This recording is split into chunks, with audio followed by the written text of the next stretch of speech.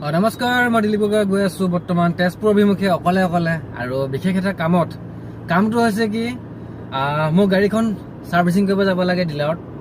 চ' গাড়ীখন লোৱা আছিলে গুৱাহাটী ডিলাৰৰ পৰা আৰু ছাৰ্ভিচিং কৰাব তেজপুৰ টয়টা ডিলাৰত।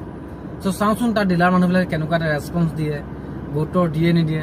আমি সকলোৱে জানো যে অন্য এটা ডিলাৰত যেতিয়া গাড়ী কিনা হয়, গাড়ী কিনি লৈ পিনি মানে অন্য এটা ডিলাৰত যদি যাওঁ গাড়ীখন ছাৰ্ভিচিং কৰিব কাৰণে, তাত বোলে মানুহবিলাকে ভাল বিহেভ নকৰে।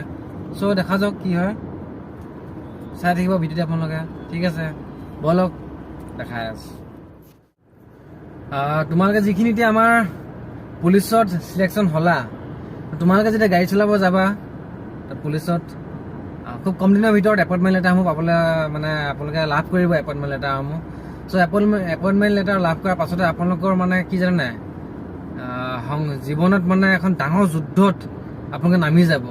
আৰু সেই যুদ্ধখনত আপোনালোকে কেনেকৈ কি কৰিব লাগিব, গোটেইখিনি বস্তু ট্ৰেইনিং পিৰিয়ডত নাপায়। ট্ৰেইনিং পিৰিয়ডত অলপমান শিকাব, ধৰি লওক ডিচিপ্লিনৰ কথা শিকাব, কিবা শিকাব।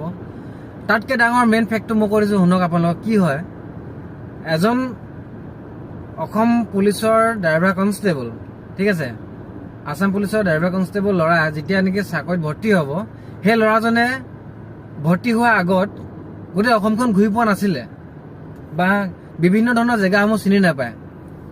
ছাপ'জ ধৰি লওক ল'ৰাজন কোনোবা শিৱসাগৰ ডিষ্ট্ৰিক্টৰ ল'ৰাজনে পোষ্টিং দিলে নগাঁৱত। এতিয়া সেই নগাঁৱত জেগাখন কোনো চিনি নাপায়। তাত কি হ'ব, সেই ল'ৰাজনে তাত গৈ পিনি মিনিমাম ৰাস্তাসমূহ চিনি পাবৰ কাৰণে বা গোটেইখিনি বস্তু ডিষ্ট্ৰিক্টখনৰ চুক কাণবিলাক ভালকৈ জানিবৰ কাৰণে মিনিমাম এটা সময় লাগিব আপোনাৰ চিনিবলৈ, জানিবলৈ বা ডিউটি কৰি ডিষ্ট্ৰিক্টখনৰ ইটো মূৰ পৰা সিটো মূৰ ৰাস্তা পদূলিবিলাক চিনি পাবৰ কাৰণে বহুত দৰকাৰ এজন ড্ৰাইভাৰৰ।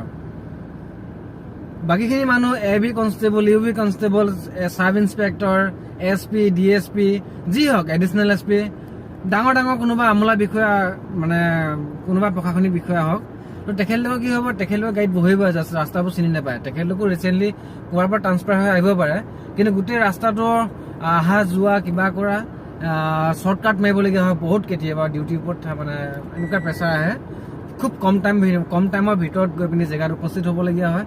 আৰু সেই গোটেই সম্পূৰ্ণ ক্ৰেডিটটো কিন্তু ড্ৰাইভাৰজনৰ ওপৰত থাকে। ঠিক আছে, গতিকেলৈ আমি ৰাস্তাসমূহ চিনি পোৱাটো অত্যন্ত প্ৰয়োজনীয়।